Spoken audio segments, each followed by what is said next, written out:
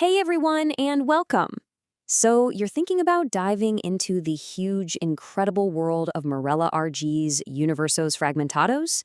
Well, you've definitely come to the right place. Today, we're going to build your guide, a map to help you navigate this amazing series. So let's get right into what makes this universe so special. And right off the bat, you can just see the insane range of this series. I mean, look at this. On one side, you have the raw, chilling thriller A Neve Vermilion, that's the red snow, with this powerful image of blood on snow. And then, bam, you're thrown into the neon-soaked futuristic cyberpunk world of Matadi and Chamas, which means half in flames. It's a universe that holds both gritty, down-to-earth survival and a high-tech dystopia. And believe me, that's just scratching the surface. All right, so here's our game plan. First, we'll talk about how one single universe can hold so many different stories. Then we'll crack the code on its unique timeline, the lunisolar calendar. After that, we'll start pulling on the threads that connect everything. And finally, the part you've been waiting for, we'll give you a super clear, practical reading guide to get you started. Okay, first up, one universe, several stories. You know, the real magic of this series is that even though each book feels like its own self-contained world, they're all actually weaving together into this massive, intricate narrative tapestry. And the diversity here is just wild. Mitadzi and Chamas literally drops you right into the middle of this high-tech, neon-lit underworld of Sao Paulo, way in the future. It's all about memory, conspiracy, and what it means to be human. But then, A Neve Vermelha yanks you into a totally different setting, this brutal, frozen wasteland where it's all about survival, nanotech, and just pure grit. You've got two completely different genres living in one shared reality.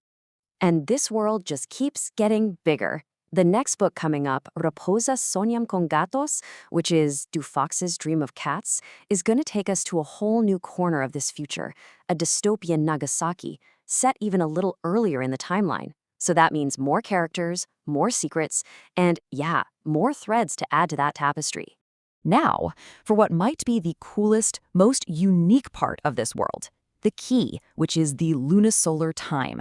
Okay, this might seem a little intimidating at first, but trust me, understanding how time actually flows here is what unlocks the entire series on a much deeper level.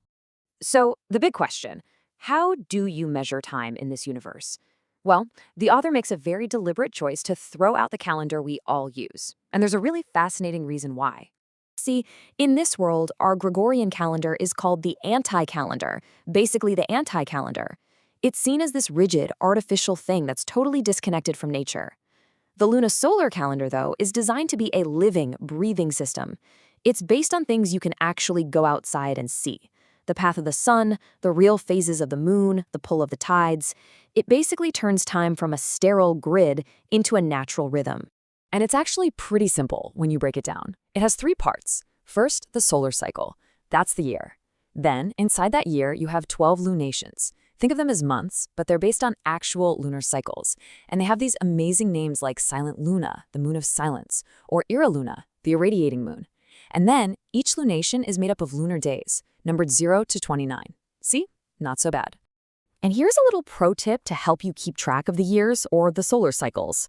It's a really simple formula. Just take our year and add 745.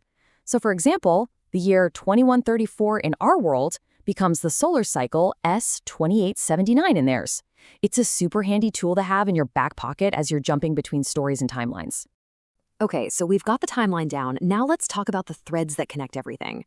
Honestly, this is where the real fun starts, when you begin to spot all the hidden links between these stories that seem so far apart.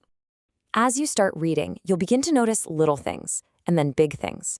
A character who you thought was just a minor player in one book suddenly becomes central to another. A powerful crime syndicate, like the Russian Vorovskoy Mir, the Thieves' World. You'll see their influence pop up in the frozen tundra and on the streets of Sao Paulo.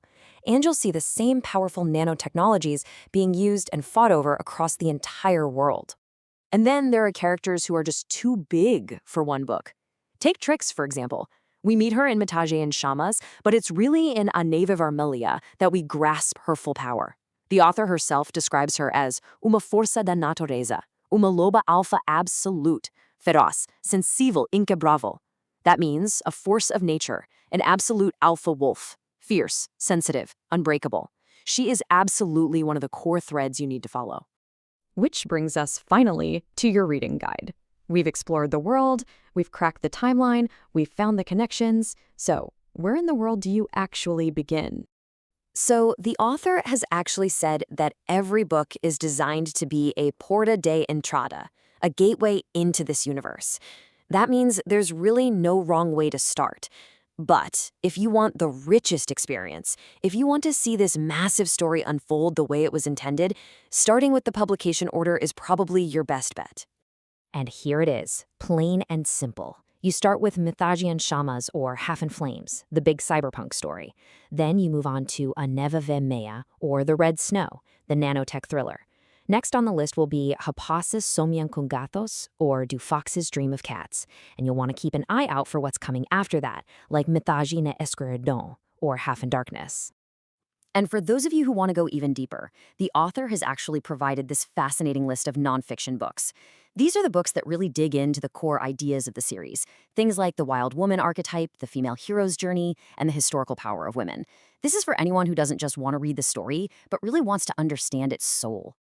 And all of this really comes down to the author's core philosophy, something she states right at the beginning of her books. This work is a living organism. It's not just a static story on a page. It's something that grows and changes and breathes. And that leaves us with one final thought. The author says that each reading becomes a co-weaving. So I want to leave you with this question. If a book is truly alive, then how does your reading of it, your experience with it, actually transform the book itself? What new threads do you bring to the tapestry? Thanks for joining me.